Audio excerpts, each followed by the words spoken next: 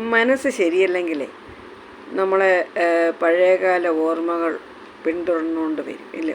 നമ്മളൊന്നുകൂടെ ഒന്ന് ഓർത്തു പോവും. ഓർക്കണ്ടെന്ന് വിചാരിക്കുന്ന ഓർമ്മകൾ നമുക്ക് ഓർമ്മയിൽ വരും. ഞാനിത് പറയാൻ കാരണം ഞാൻ എൻ്റെ അനുഭവം പറഞ്ഞതാണ് കേട്ടോ.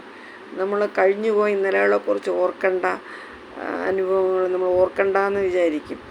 പക്ഷേ അത്തരത്തിലൊരു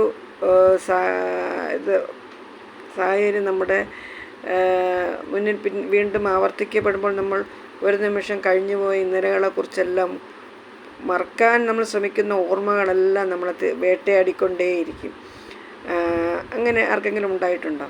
ഉണ്ടെങ്കിൽ പറയണം കേട്ടോ.